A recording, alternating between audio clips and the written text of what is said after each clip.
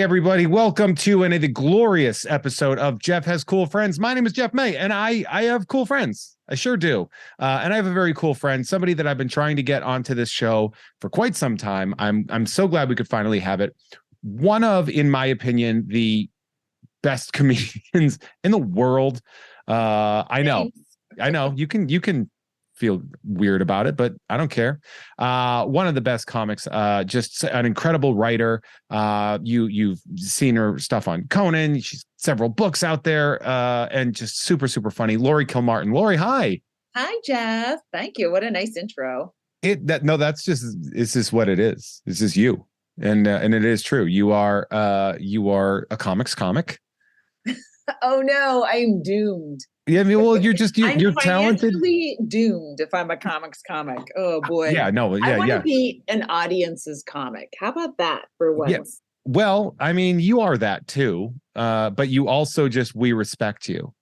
Oh. which I don't know if you know this about a lot of audiences comics, but they don't always get respect among the comedians. People will try to ride their coattails, but they won't necessarily be like, this is a person that I would invite to Thanksgiving. Yeah. But I wouldn't come to your Thanksgiving either. So I'm also a person you wouldn't invite because. No, we would, but you would just deny it. And that's even better. Oh, I see. The invite is the thing. Yeah. And just, you sharp jokes. You're really, really great. You have an amazing podcast, the Jackie and Laurie Show with Jackie Cation. So I'm glad I could have you on. I first saw you at Nerd Melt. Oh, yeah. R.I.P. That was like my home club. And so really? Of course it got wrecked out. Yeah. None of the other clubs were having me, but Nerd Melt's like, oh, this is who you are as a person. Yeah, you belong here. Is it condos now? Like they put a new building up completely, right? They didn't just put it. The last time I drove by it, because for those of you that don't know, Nerd Melt was in the back of Meltdown Comics on Sunset Boulevard. It was basically sponsored by the Nerdist podcast space at that point in time. And it is now, the last I drove by, a giant hole in the ground. Wow. Just that sucks. That always hurts. You did a joke. It was Set List. Oh. It was Set List in 2012. I had just moved to LA. I had been to a couple open mics, but they were open mics. So the comics that I was meeting, certainly have moved on to bigger and better things. But at the time, it was a lot of open mic comics. And then I went to Nerd Melt for the first time, and it was Set List. And you did a joke where the Set List, because Set List is the comedians don't know what's coming, and you get surprised with your premise.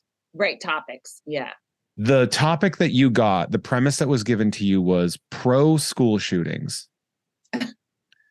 And your entire joke was just you saying, now hear me out. And the crowd erupted for a good 45 seconds of laughter. And then it just moved on. It was just the perfect economy of a joke where I was like, oh, she's amazing. Okay.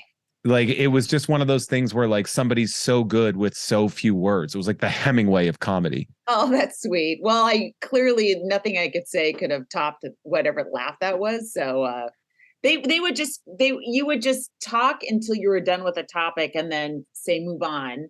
Yeah. And sometimes you would talk for 3 or 4 minutes on a weird topic, and then others like that when it's all right, I know when to get out. We juiced the orange pretty good on that one, so we can move on. Yeah, I love Set List. It's probably my favorite way to do stand-up comedy is to flex the muscle. I mean, because the joke writing muscle is obviously something that you work on, but the whole just out of nowhere, you have to be on your feet. I actually really enjoy it because I'm a masochist.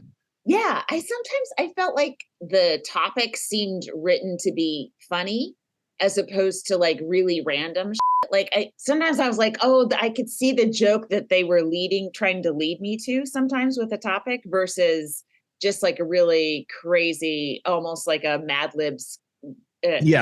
Yeah. Smashing of words together where it was much more open. So I always preferred it when it was just like, almost they just drew 3 words out of a hat and made it into a clause that you had to riff off of. It's like Hitler babysitter. You're like, all right, let's see what I can do here. Yeah.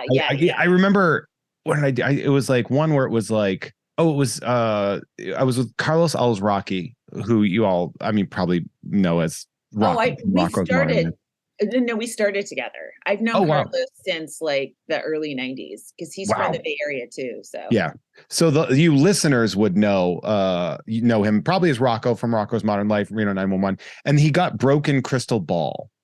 I remember he got that. And instead of going in the direction that they clearly were thinking of, he just did a Billy Crystal impression for like 7 minutes straight. And he didn't like breathe in it and just murdered it. Wow. So I met you. You became I'm gonna word this delicately because I don't know how to word. You became like my comedy crush when I saw you perform, because I was just like, this person is doing everything perfectly on stage. It was just, you were well put together. You were such a great joke writer, and I was just like, see, the reason I'm trying to choose better words because I think the phrase obsessed is not correct, and seems a little single white female-y in how I would do that. But I was just so blown away by that in an area where I was relatively new to comedy. I'd only been about 6 to 8 months in, and to see that and be like, that's what this is supposed to be. Oh, neat. Okay, cool. Thank you. And then we ended up to get on an episode of Unpopular Opinion together, like a very early episode at Cracked. Yeah. There was something about the Super Bowl and like people, domestic abuse around the Super Bowl or something like that. It was I remember more going to that than the actual podcast, because it was walking to it a little weird. Like was there some sort of back alley sort of or am I mixing it up with something else? It was in Santa Monica, and it was in like it was in like a just like a regular business office, and then you would walk in and be like, and here's cracks.com right here right next to Livestrong. And let me tell you, I recorded an episode. I was in the office the day after Lance Armstrong. It was either the day after or the day of, when Lance Armstrong finally admitted it. And buddy, they were scrambling in that office. Oh man, that's depressing. Yeah, it sure was. I bet they believed, Maybe. Yeah, or they were like, hey, our charity's about to fall apart. None of us are going to have jobs anymore. I don't even know is Livestrong still around? I think, and I don't know what he did recently, but I think I recall Lance Armstrong doing or being accused of something else, Dickie. Like I think it's that he's a huge ass. Yeah. Which he is. Like, he's just a huge ass. I remember the thing that we sort of like bonded over discussing was VC Andrews' books. Was Flowers in the Attic. Right. Yeah. Where it was just like one of those things where you're like, this is a weird thing to masturbate to, but we are where we are. I think my mom thought it was a regular romance novel. I don't think she knew I was reading about brother-sister incest. No.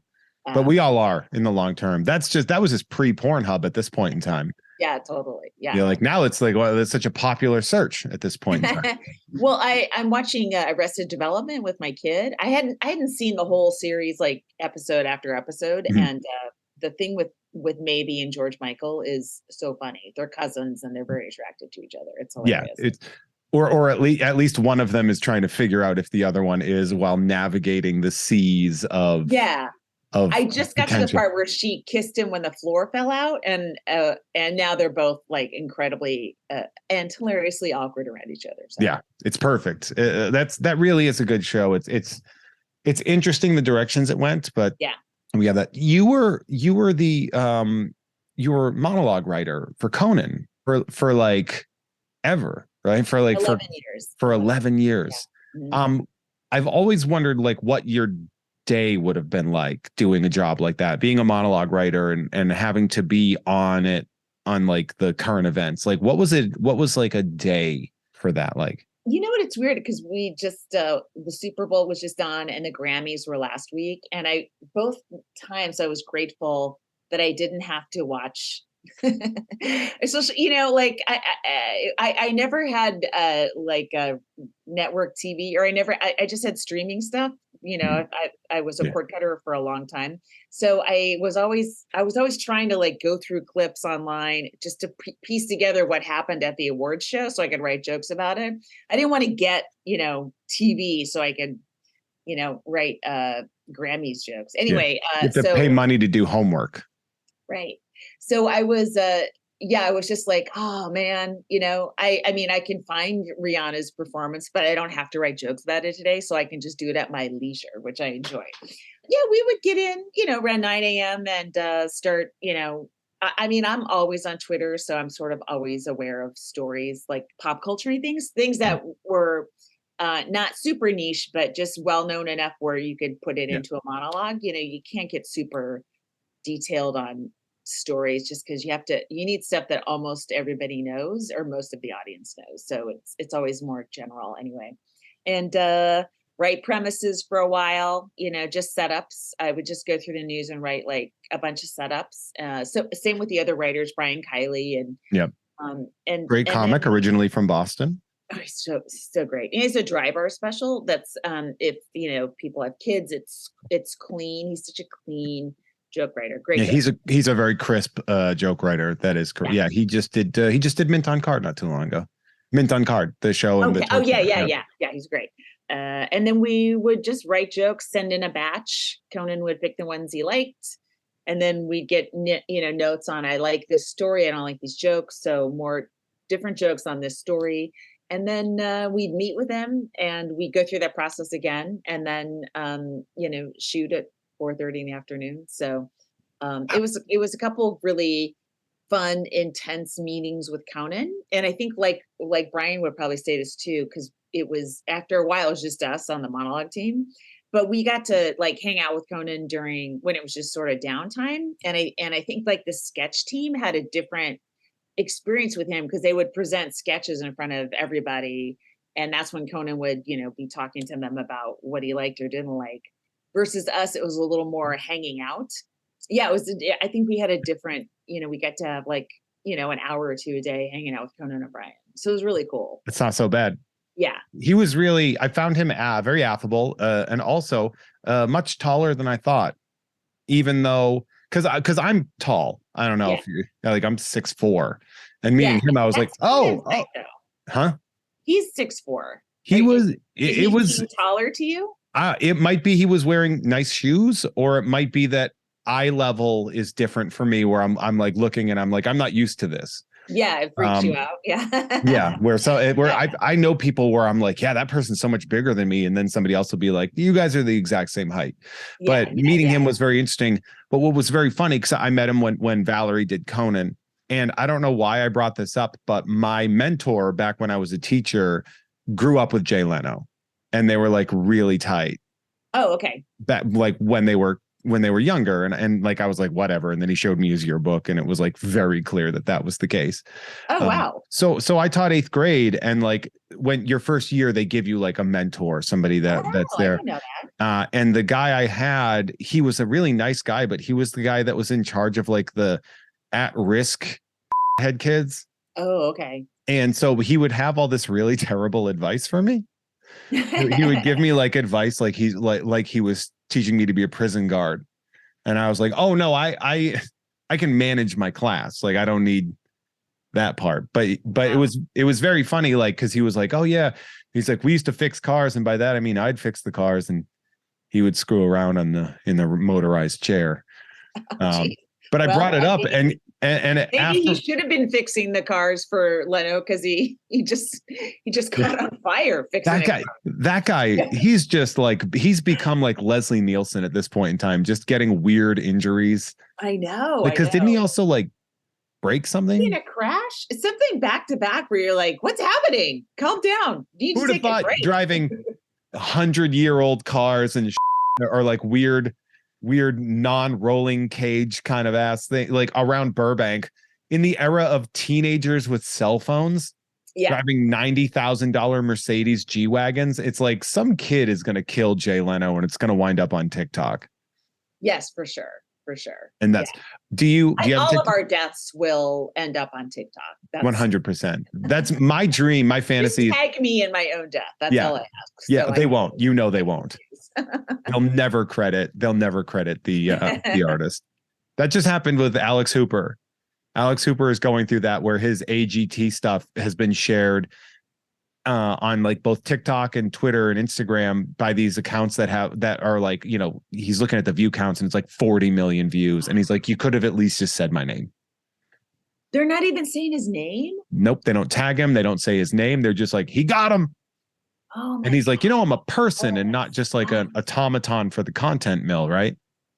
And AGT owns that footage, so he can't make any money. He can't get. No, but he can get. Isn't it embarrassing how important followers is in our career? So stupid. I just this morning spent time like going through a set, you know, trying to find some crowd work stuff I could post. And first of all, it's time consuming, and you're looking at something you already did. You know, it's not the future; it's the past. And yeah, I mean, it's not something I want to do, but clearly it works, you know, for when it takes off. Like, I think a lot of us have a ton of clips up, but for some reason there's just a time when it takes off for people, and you can't predict what bit or when or anything like that. But all of a sudden you've got people like you've never heard of selling out shows. They're adding shows. It's like, wait, what? Yeah. Oh my God, what am I going to do? It's like, oh, well, they called somebody a dick on TikTok, in a comedy set. So now they're selling out. They're selling out clubs. It's such a weird, like, I'm not going to say that comedy is like is a job with integrity. Like I recognize that we are clowns. Yeah. But there's also something about like this like crowd work thing where we all have to scramble, where now I'm terrified that it's literally ruining stand-up, because now people are like, oh, I want to be a part of this. So it's like inspiring all the worst people to come to comedy, and it's scaring away the people that just want to laugh because now they think they're going to get crowd worked. Right. I mean, you can tell though the people that want to be part of the show, and it's almost as fun as doing crowd work with someone who doesn't really want to talk to you is denying a person who wants to be in the show that role. And you go see them get agitated. It's fun. You talk about that a lot on the Jackie and Laurie Show, about how much you hate when the crowd tries to get involved. Like, well, Jackie doesn't like it. I ask them questions, you know, that will lead into bits. And so if they don't give me anything, or they just have a vibe of they don't want to talk to me, I don't fixate on it. But some people, and some people you could tell they're trying to be funny, and then it's like, I'm not going to stick with you. But other people, I mean, it's interesting. They will answer honestly. It's like, I always want to go, you don't have to answer these questions, but I'm not going to stop asking them because you keep answering them and your answers are insane. So I'll keep going. But, you know, you're not, and you didn't take an oath. I think they think that the funny thing that you're about to say did actually just happen to you before on your way to the club, instead of a joke that you wrote, you know, a year ago or something. Right. Or, Yeah. The idea that like, because I'll have that where people will be like, so did that really happen? I'm like, well, it didn't happen just now.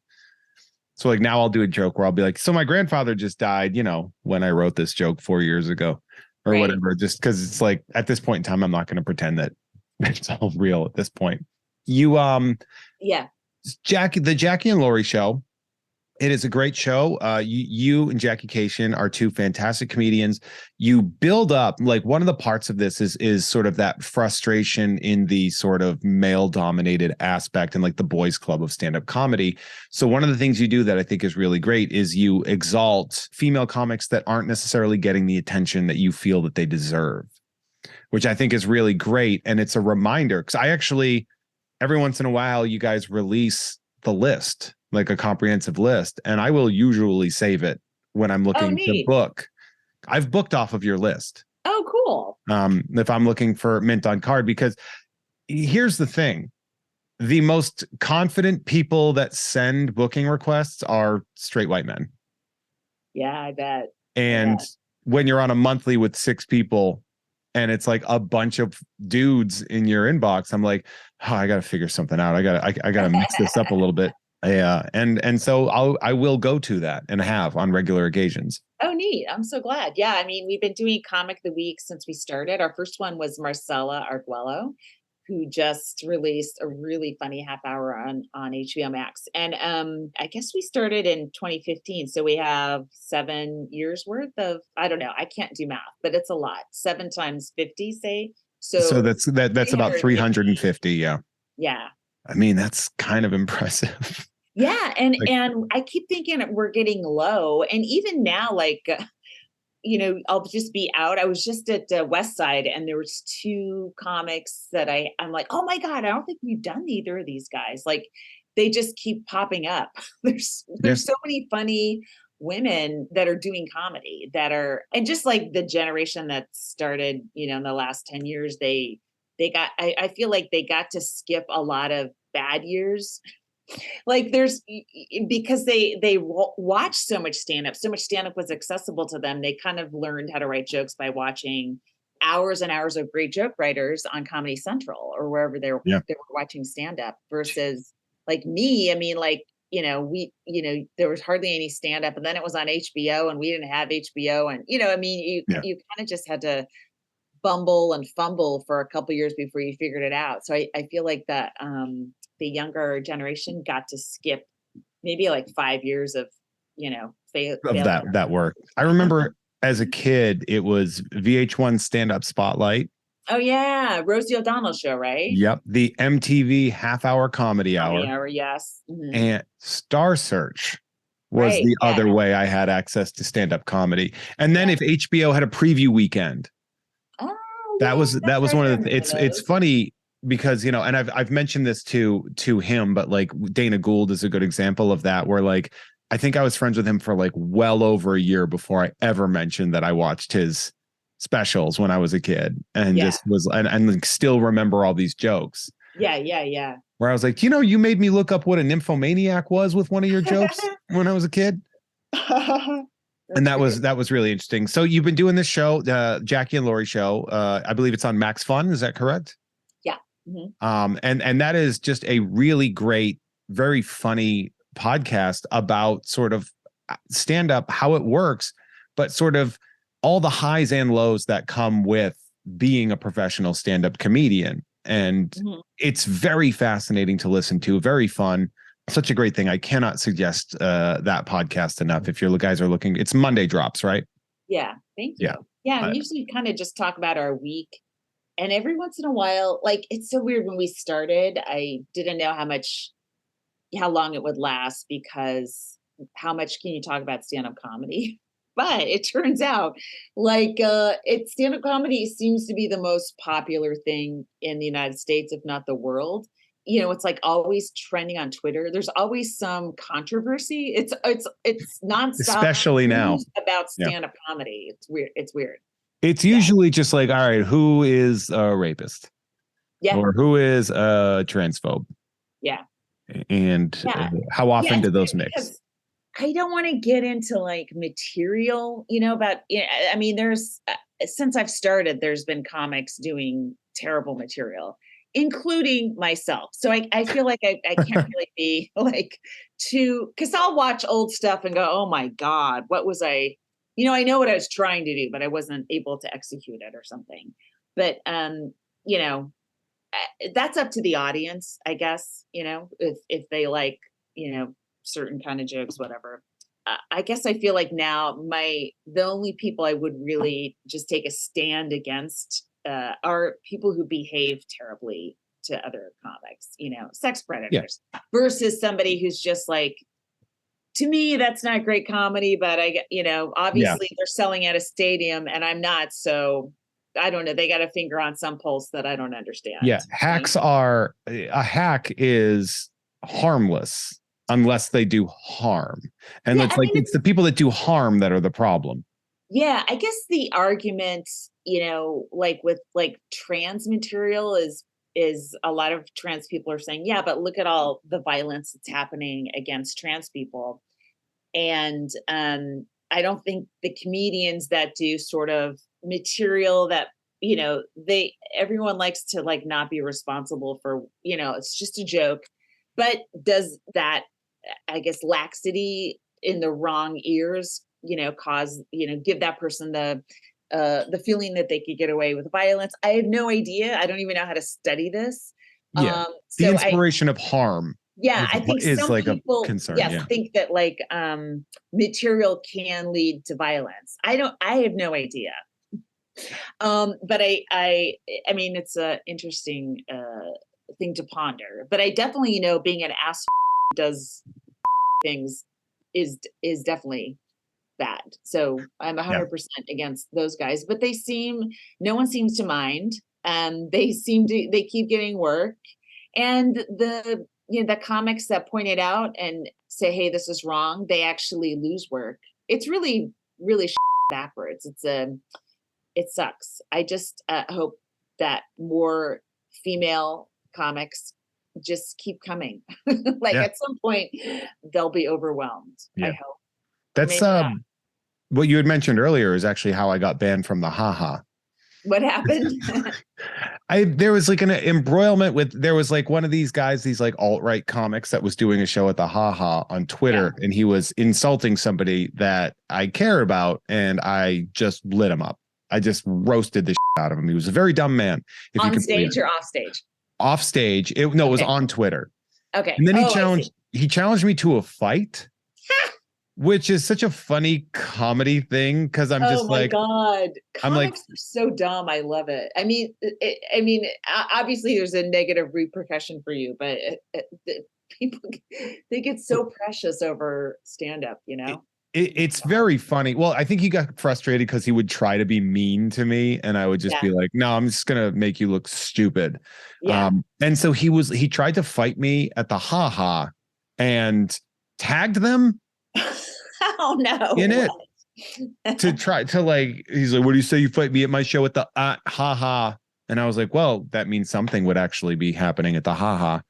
And somebody jumped in and was like, "We've got all these great shows. Look at this one." And they did a screenshot of a flyer that had a rapist on it, that just had somebody that had a child, a very famous comedian, a very famous nut roasting comedian. And I was like, oh, well, the grown men that teenagers demographic is represented. So at least you have that. And then they banned me. They like sent me a message on Instagram. Even though we did this on Twitter, they found me on Instagram to ban me. And I said, I live down the street from you and I've never been to your club. This is a lateral move. Yeah. The hard thing is every club seems to have decided to let one sex offender by. Like some clubs will ban one, but not the other. And then another club will do the reverse. And so like custody. Yeah. They split custody of it. Yeah, I think the Comedy Store has actually gotten really good about like being much more sort of not into sex pests. It's always so surprising to me because there are so many funny comedians. You don't have to let anyone like that on your stage. Like you're not suffering quality. Even if you just want straight white guys, there's a billion funny straight white guys and you're one of them. Like you don't have to, you're not like, oh, we got to put Dalia on stage. There's no one else. Yeah. It's LA. There's so many else's. How are we going to sell tickets without Chris? I know. I feel like you're going to. I feel like it'll be okay. Yeah, that just surprises me that, I mean, even if you, without the, predators, it seems like there's a lot of booking the same people and it's like, I don't know, guys, there's so many funny people, maybe just like a little bit lower on a lower run that, it's time to let them on the stage, There is this interesting aspect about stand-up comedy, and this isn't the only thing I want to talk about, but I do want to talk about that because there's this idea, and maybe in other cities and smaller cities it might work, but there's this idea that for some reason there's like headliners can be a thing in LA. And I'm like, I don't know. There's like 5 famous comedians. There's not a lot of people that will draw tickets like the individual is on the show, they'll draw tickets. It's like, oh, Chris Rock is here or something like that, you know. Kevin Hart is here, you know, like there are names that are like big, and then it's just 12 famous people on a show, and people will go to a show because of how good the show is. Like people in LA become fans of shows more than they become fans of individual comedians, I think. Oh, interesting. Wow. Yeah. Yeah, I could see that. Yeah. And then you stack them up with strong comics. If you stack, like, it doesn't matter how famous the comedian is, if they are a murderer, they belong on a show. Mm-hmm. As long as they're not the argument from me. Sex predator at that point in time. Yeah. That's also the thing. Funny and also not a sex pest. So you've got some albums out. Most recently we have 45 jokes about my dead dad. That came out, I taped it in 2014. It came out in 2017. Okay. And then Corset. Yeah. Came out in 21. Corset's very funny. Thank you. You talk a lot. Like, it seems to me like the major point, obviously you write what you know, is sort of the trials and tribulations of being a single parent, being a comedian and being a single parent, being responsible for your family. At the time, I believe your mother was with us when you recorded that. Mm-hmm. And it's super strong. It's such a great album. It was surprisingly hard for me to find, to like buy the album. Thank you for buying it. Yeah. Well, I'm currently being blackballed by Sirius, so none of my tracks are being played. And it's, I don't know. I mean, I had to type it in to find it on Spotify because of this, you know, Spoken Giants lawsuit. So yeah, it's hard to find. I guess long story short, it's hard to find. I ended up having to get like a special SoundCloud Plus account to get access to it. Really? Yeah. Because I couldn't get it on Spotify. I don't have Apple Music, and I this is going to sound obnoxious, I refuse to use Amazon. So I had to get around that. Oh yeah. All right. Well, then I feel less bad. No, it's not. Yeah. It was hard for me. It won't be hard. It's hard to get to San Francisco from here. I refuse to take the 5 or Highway 99. Fair. Yeah. Okay, I get it, but yeah. You could stream it on Apple Music. But Tidal, it was on, and I was looking through all those things, but I listened to the album. It's so strong. It's so funny. What's the title? The title's Corset. Why? At the time I was being constricted, it's a metaphor, by my 12-year-old child and my 82-year-old mother. That's how I felt. I felt like I could barely breathe because they were both just tightening the I guess the whalebone behind me or whatever every single day. So that's kind of what it felt like. And then after I recorded it, I kind of sat on it for like a year and a half. But by the time I released it, my mom was dead and my son was like 14 or 15, I forget, 14 maybe. So it all started to kind of release a little bit. So I even if I had to re-record it because of this lawsuit, I couldn't, because I'm not in the same place emotionally as I was with some of those jokes. I mean, me talking about my mom, you know, hoping she dies soon, you know, because she lived with me and we all shared a bathroom. You can't replicate that exhaustion. So, you know, it is funny. It's there forever, the way it is. So your son, he's what, 14, 15 years old? He's 16 now. He's 16. Yeah. Has he listened? No. He doesn't. Yeah, he has no interest in that. No. Did you because I was wondering as I was listening to that, like, you know, you've really nailed the sort of the single parent, like that exhaustion. So I was wondering what the title meant, because I was like, it's not just going to mean that she's wearing a corset on the cover, which is great, by the way. New money. Huh? And Cristela Alonso, I just mentioned that on Twitter that I was wearing a corset for my photo shoot, and Cristela's like, who's putting that on for you? And I'm like, what do you mean? I'll put it on, right? And it turns out just lacing somebody up in a corset is a job that people have in theater. And she had done it because she was like, she got a theater degree in Texas, wherever she went to college. So she just volunteered to come over and put me in this thing and then take me out of it. And we couldn't have done it without her. I mean, she's incredible. That's such a great, like, sort of like side thing. You're like, oh, Cristela Alonso, Cristela Alonso. She tightened my corset for me for the cover. It's great. Yeah, she hung out for hours. We, because Kim took a bunch of pictures and then I had to be let out of it. Kim New Money or just cut me out of it. But yeah. Kim New Money is a photographer out of LA, for those listening that have no idea what we're talking about, who has, in my opinion, mastered color. She is a photographer that knows how to make color work in ways that it's very hard for, I think, other people to land. Yeah. And I think she's quite impressive. Oh my God. All of her pictures are they look so cool. Did you warn your son about like the jokes and stuff and just be like, just so you how do you handle that? Because the jokes, he is oftentimes the butt of the joke, but in a very playful and loving way.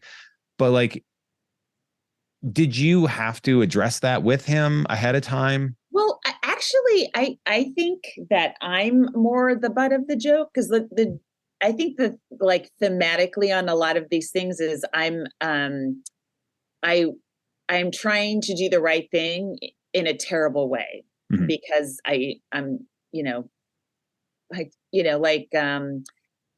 way I would teach my son Spanish, or the way I don't want him to get too attached to men I'm dating and stuff, right? Like how it plays out joke wise, it seems that's the dead uncles bit. Yeah. The or title of that track, I believe, and made him speak to me in Spanish, or he was going to drown, right? Just to take all the punchlines out and boil it down to their essence. But I always kind of feel like even the jokes that are kind of about him are actually about me being a terrible executioner of good intentions. Yes. So yeah. And that's noticeable. But I was wondering, like, if, for example, if he were to hear it, would he understand that? He wouldn't internalize it and have that, because I was wondering, it's one of those things where obviously you're doing it right and you're a hell of a parent. But when I was listening to it, I was just like imagining the sit down conversation with him of being like, these jokes aren't about you, they're about me. You are in that, or would that make him more curious to seek it out and you don't want that? Oh no, I think he's gone to shows and he's watched me and stuff like that. And aside from the fact of me like stating a simple fact, like I have a son or my son is Hispanic or he's 16, after that, it's all lies. So he sees that immediately and is just like, thinks I'm just writing short stories or something. I don't think he thinks that he understands that's it him whatsoever. Like he doesn't recognize the person I'm talking about on stage as him, as far as I can tell. My 61-year-old mother does not understand that. My mom thinks that every joke I make is like about her. And I think I'd said a joke about how I did this joke about people that talk about like, well, I got spanked as a kid and I turned out fine. And it's like, seems like you want to hit kids. Yeah. That doesn't seem fine. And it's just like a simple, innocuous joke that I'm sure I'm not the first person to write that joke. And my mom, who had, of course, struck me as a child because she was small and I am not, was really just like, how could you say that about me? And I'm like, what? She's like, I did my best. And I'm like, wait, Mom, this isn't what it's about. It's about how we break the cycle of those things. And, and she's, no, she wouldn't talk to me for like 4 days. Really? Over that. Oh, yeah. Because all you did was say that your mom hit you when you were a kid? No, I didn't even say that. Oh, I just said, I would think it was like, to cut to the point of it was basically like, fill in the blanks, everybody. You've all heard this, like, my parents hit me and then the whole crowd yells out, I wound up okay, or I'm okay.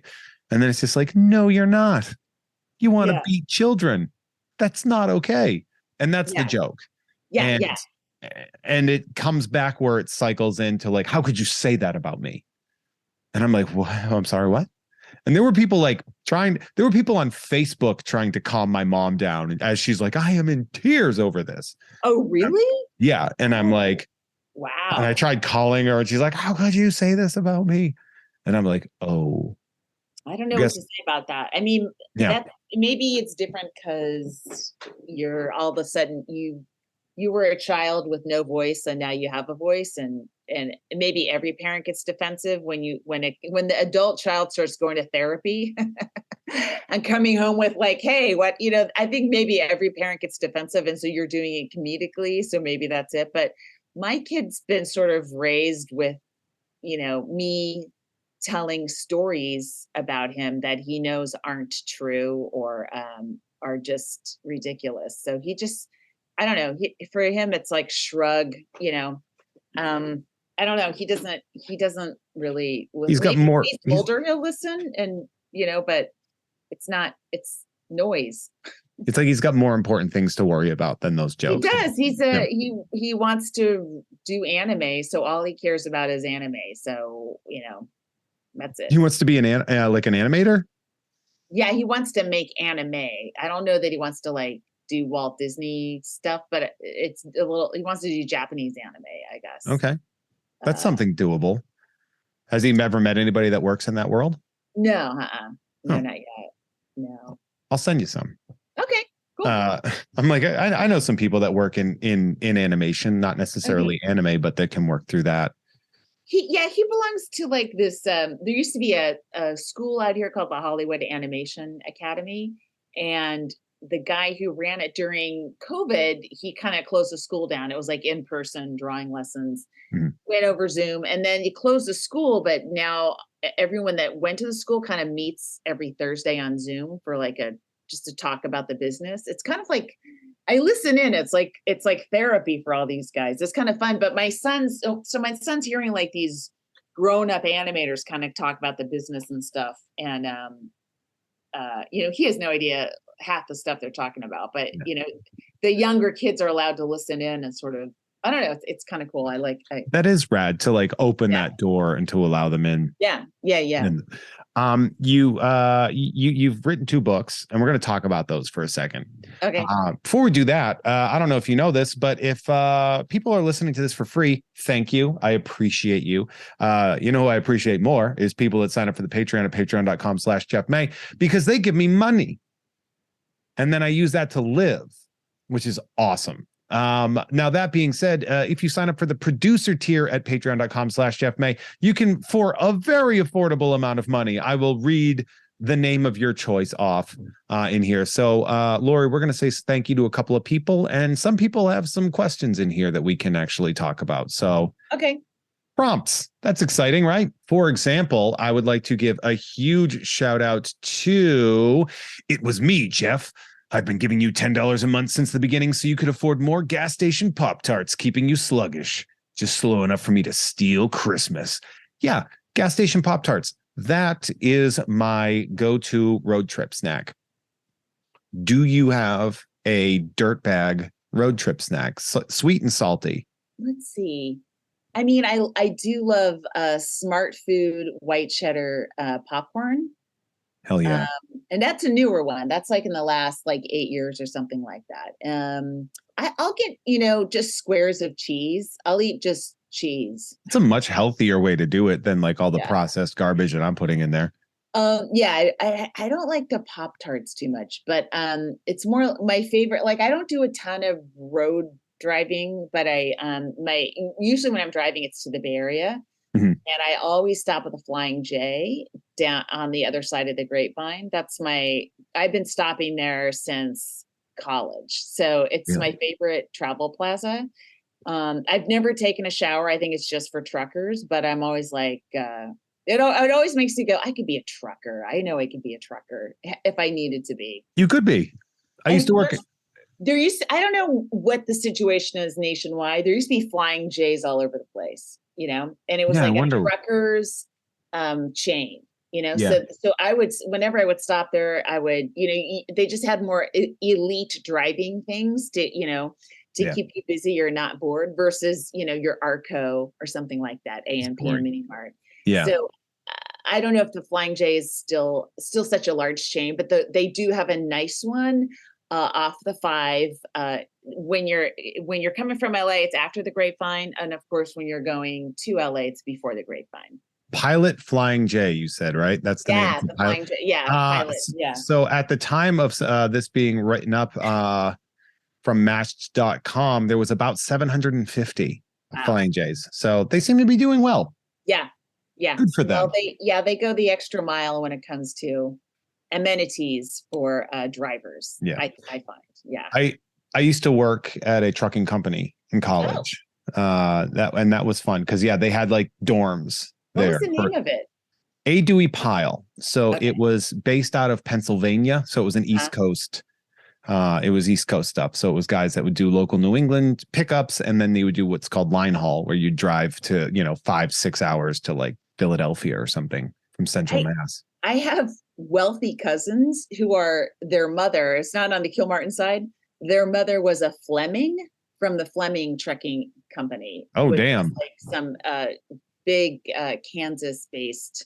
I don't know if they've got bought up, but I used to drive on the road and see Fleming trucks and be like, that's why they got the big house.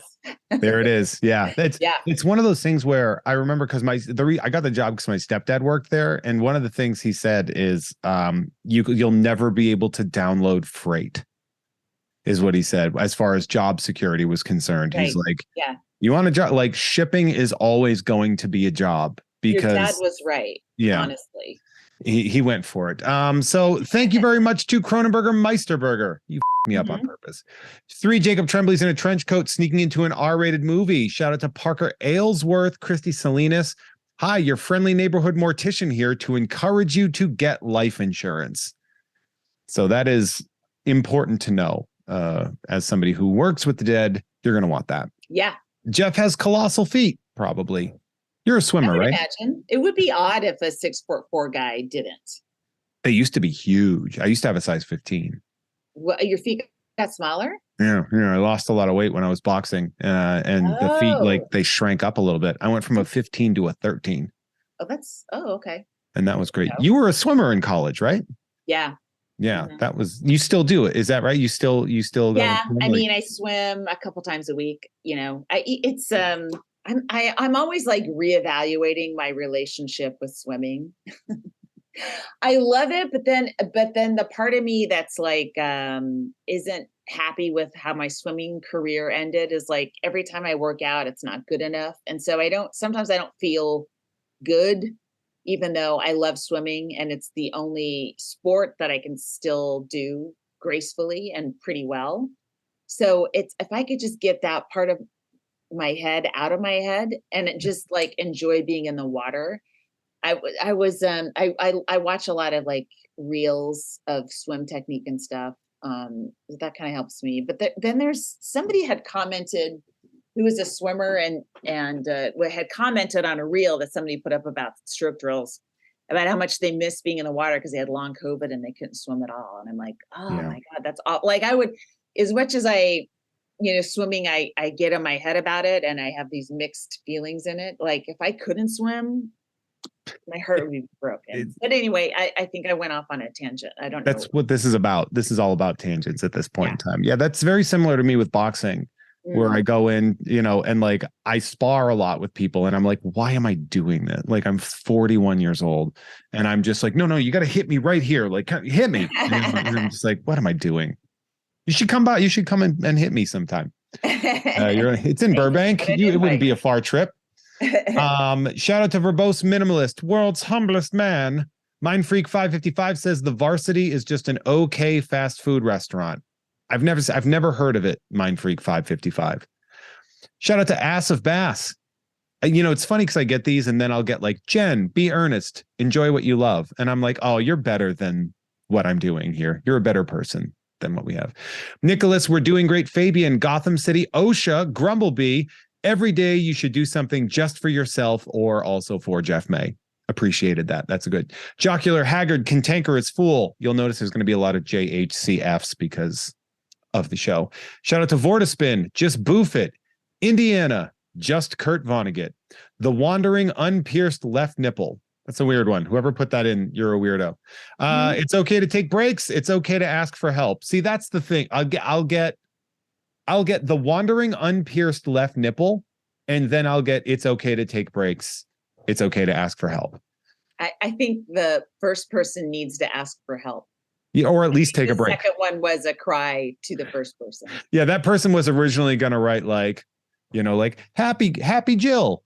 And then they saw the unpierced left nipple and they're like, no, I got to actually calm this person down. I got to step in. Shout out to Werth Clawful. Kelly says, eat the rich. They're hoarding all the blue check marks. The guy who played JJ in Barry Gordy's The Last Dragon. Lisa Harden, also my co-producer on Mint on Card. Jessica Robertson, Silius Ruby, The Digital Phil, The Ghost of Dave Thomas, The Great Radvertising Scam, A Jeff May Joint, and Aaron Meyer. Ooh, we're almost done. Or are we? Shout out to follow Crippled Giraffe on Instagram for fun drawings and designs. Instagrams at Mr. M. Tully. I have a question for you. Twitter. These are all new Patreons this week. These are people that are paying me this week to say this name. Oh, I see. Oh, yeah. Okay. I was like, if these were all new patrons, I would. Yeah. I would. Yeah. My Patreon, it's small but mighty. Here's the thing. I've said this on the Jackie and Laurie Show. If you are a listener and you're enjoying this podcast, you should pay for it. I mean, it's giving you something that you enjoy. Even if you just pay $5 a month, that's $1.25 per show. And if you look at how much, if it helps you on your drive, or whenever you listen to it,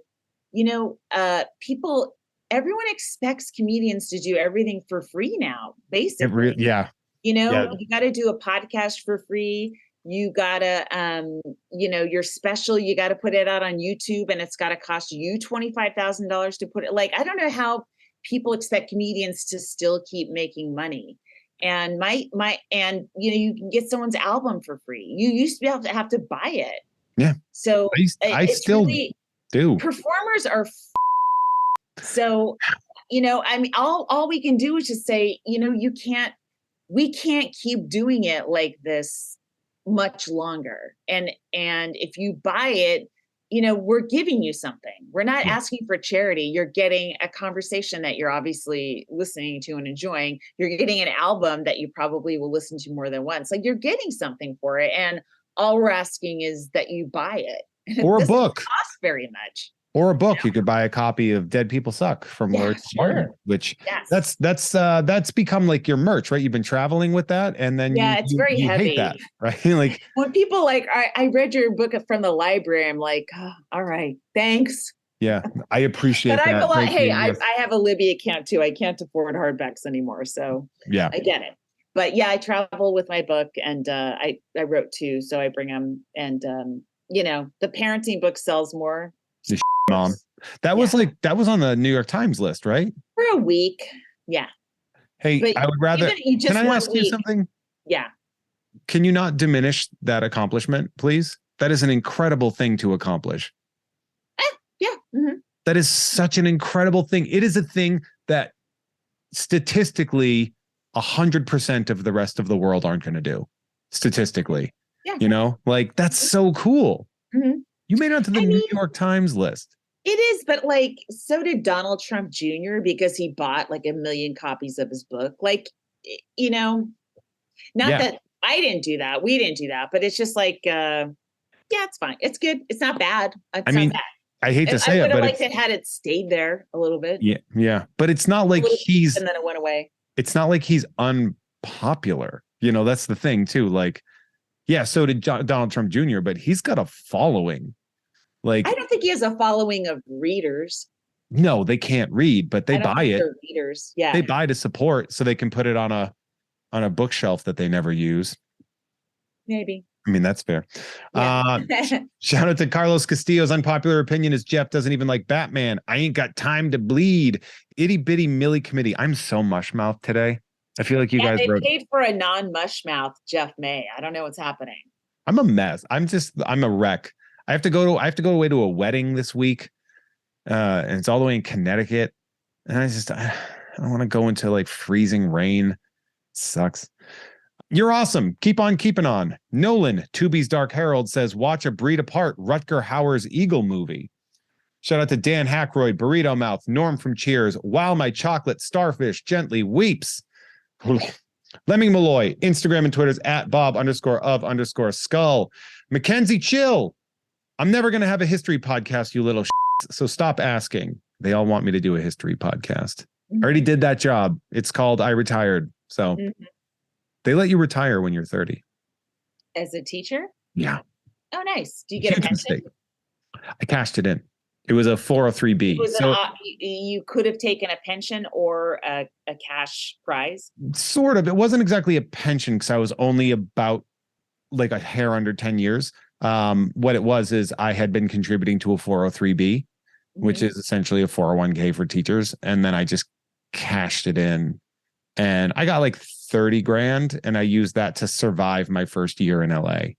Wow. And after that, I was nearly homeless the majority of that time. 30,000 is tough in LA. You know, I mean, even though it was a couple of years ago, it's still that's tough. It's one of those things where I was trying to supplement it with other jobs like PA jobs and stuff like that. But like I saw through the seams that they try to keep you so below hours, but they still want to keep you on call, that they were just like ruining my life. Right. And it's to wit the only job I've ever been fired from was a PA, an office PA for a production company. I was fired from Delhi, and I was fired from the Bonnie Hunt Show. From the Bonnie Hunt Show? What was it? Were you just not writing to their needs? I have my theories. What's the theory? Oh, I'll do the old. Okay, fair enough. Yeah. Just let you know. I get that. That's an invasive question on my end. I probably shouldn't say that after we say the name of the person whose show you got fired from. But yeah, that happens. Yeah. I did. I got fired from being an office PA, and I came from Massachusetts, where getting fired, it's a very difficult process. There's unions and it's like all that stuff. And I came out here and they're like, yeah, you're fired. And I was like, wait, you can just do that? And they were like, yeah, this is a right for a higher state. You mean nothing to us. California is? Or whatever it was. Yeah. Oh, wow. Yeah. They're like, we don't even need a reason to fire you. Yeah. Yeah. Yeah. For as liberal as we are, we sure do hate the people that do our bottom jobs. Yeah. Especially showbiz. Yeah. Shout out to the Scene and Meet Joe Black where Brad Pitt dies. I get to beguile Dr. DNA, Aeschylus and his tortoise. That is, they are rubbing in the fact that I got that question wrong on the game show that I was on. Still won my money though. That's all that matters. It was. I wouldn't have minded being in the show, even though they edited me out, but they paid me. And it was not nothing. The best TV spot is one they don't air, but you got paid for it.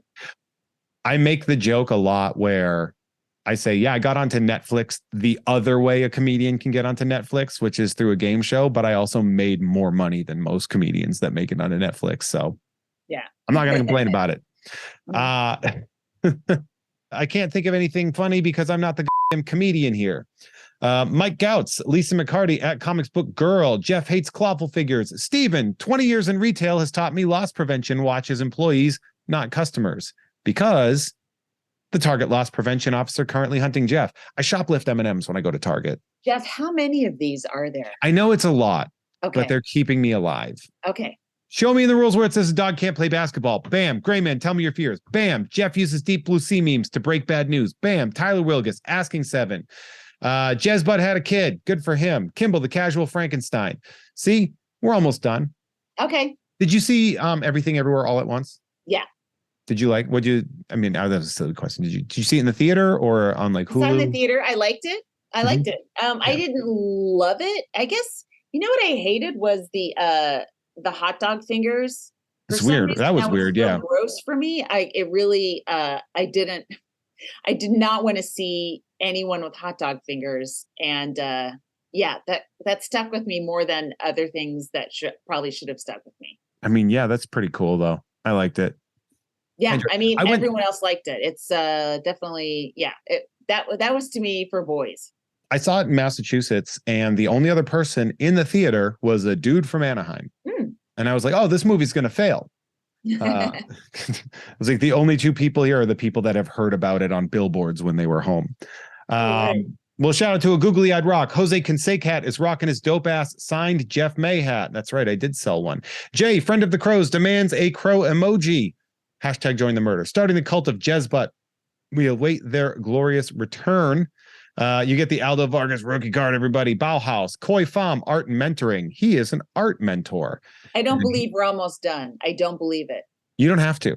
You look like you're almost halfway done. That's the look in your eyes. There looks like about 15 more lines. Okay. Excuse me, pages. Sorry. Okay. No. Null and Void, Ricky Cilantro, Big Booty Boy, 42069, Alex from Maine, jumping rope, still a sport. Jeff not liking it, still a fact. That's true, especially because my knees are. I should have been a swimmer because my knees are done, man. Yeah. Bodacious Big Bouncing Bollock Bonanza, Jennifer Fenderlander at AV Foundry, Patrick Dorr, Bart Fartigan, Steven's looking for a new job, Huey, not in the face, not in the face. Be sure to check out next week's Nerd with Dre and Jeff starring The Tick. Rudy, Daft Punk has an anime Rueda. Jeff hates competitive fun. Goji, Feliz Años Nuevo, you goofy Molotovsky advises everyone to calm the down, enjoy the menu. Jared, Boston Market saved my Thanksgiving. Update it, Jared. Rowan, Farty Marty, who's devoted his life to being upwind from Jeff, in case the great air biscuit arrives as foretold, and eat and die, Grand Canyon.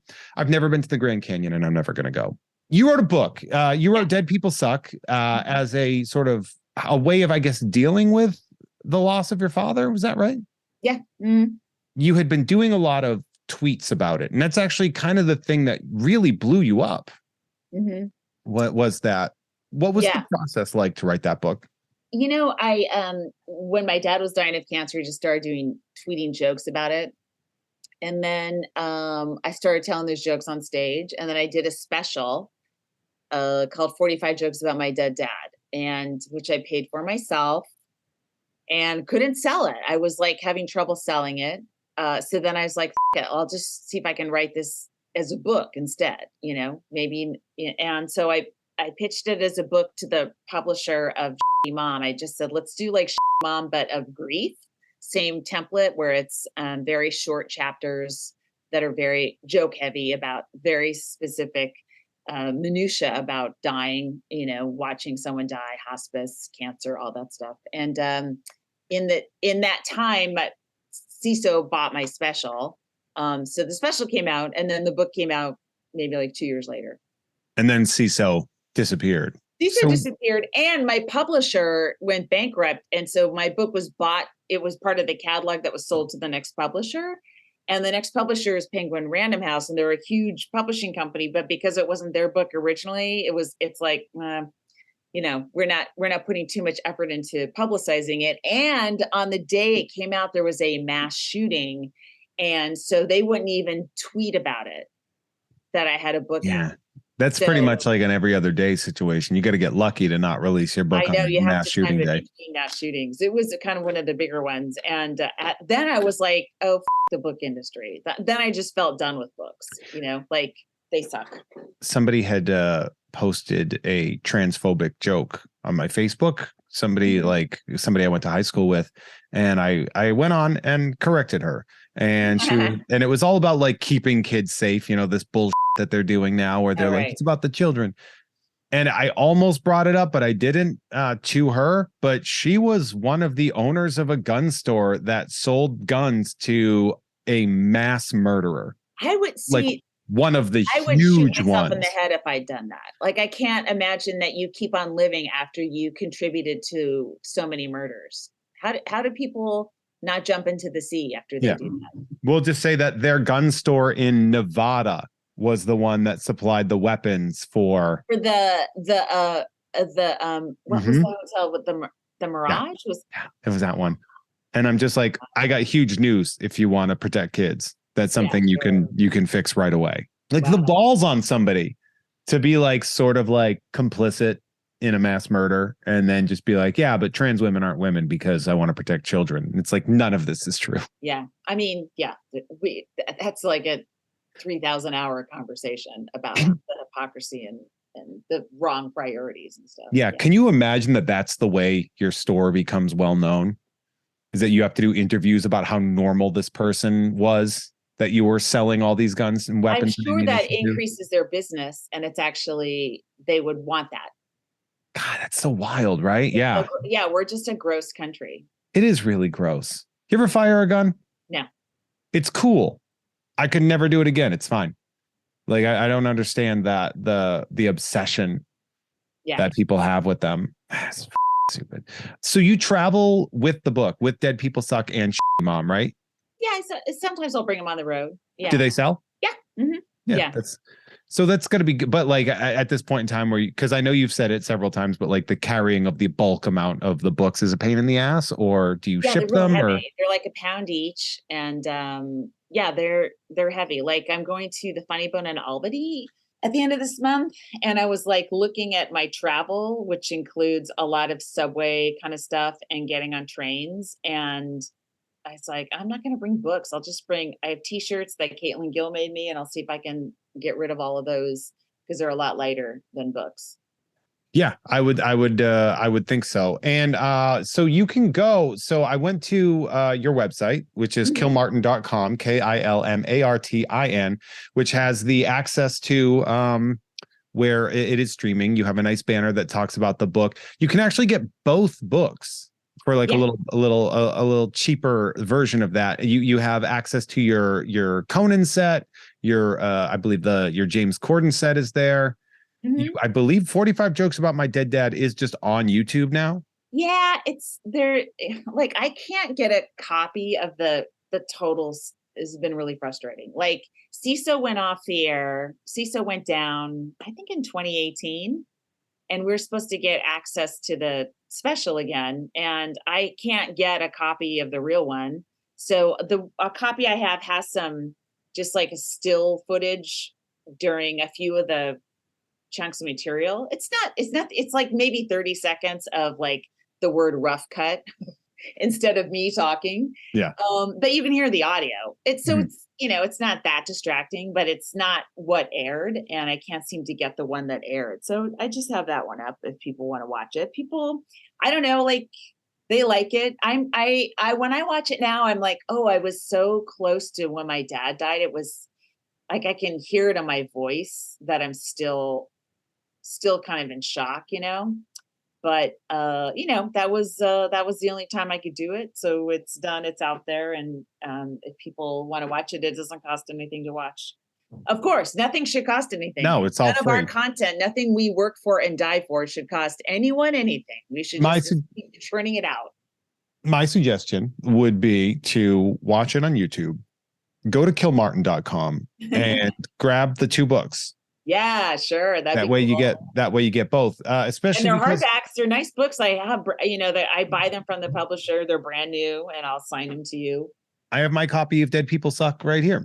Yay. I bought it at the Barnes and Noble in Millbury, Massachusetts. No, really? Oh, cool. When I was home. I was home at the time, and I bought it and read it while I was visiting my family. I was like, I'm gonna enjoy myself while I'm doing this, and I read the book.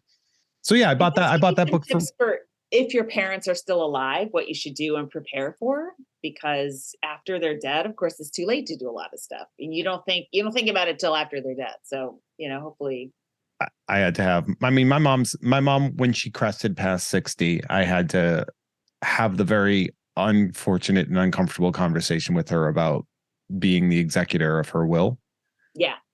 For various personal family reasons, I was like, I think we both know that you need to make me in charge of this. As bad as I would be, as I'm going to be at it, I'm still the best option.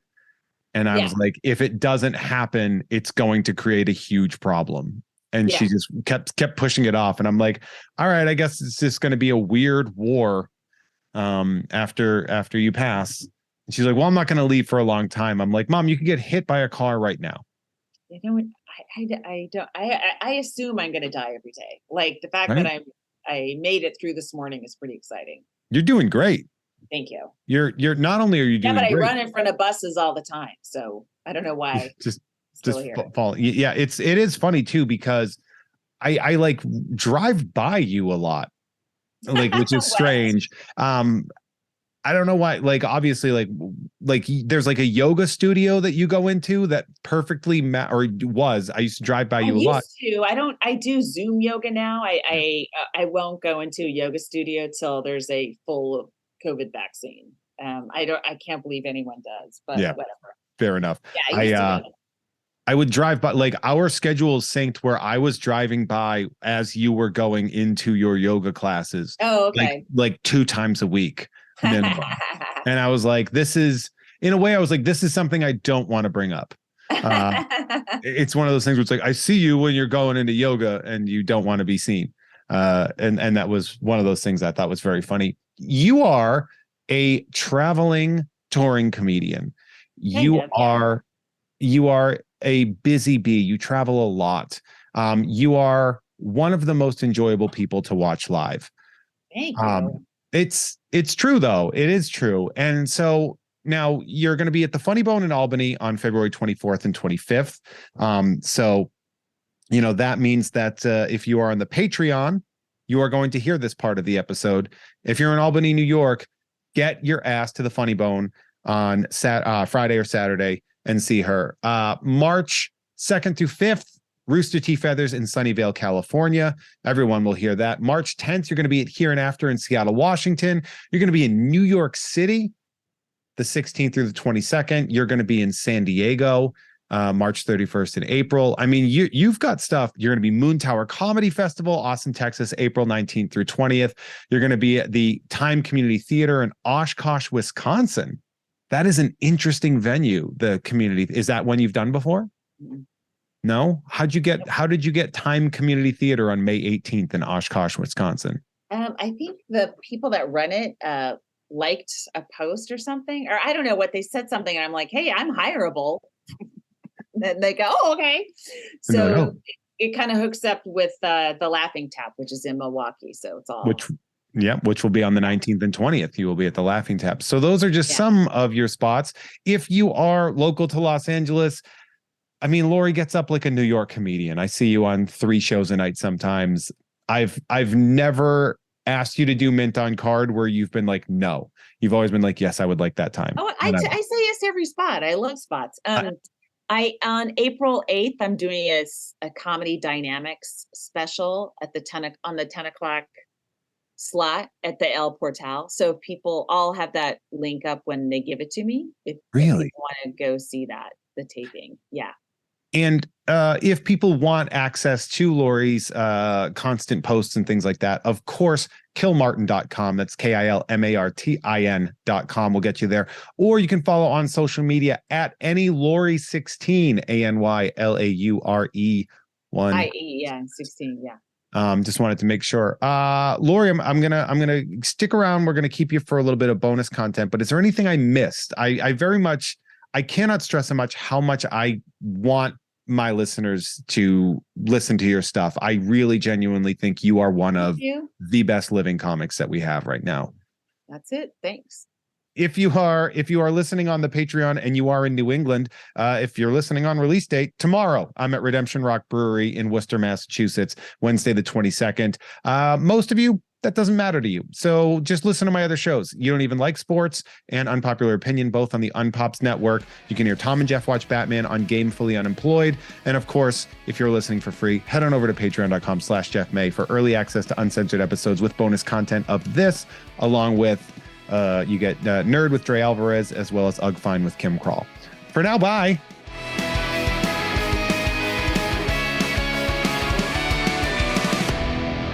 Hey everyone, our artwork is created by Justin T. Brown, who can be found at Artness by Justin Brown on Instagram, as well as artnessbyjustinbrown.com.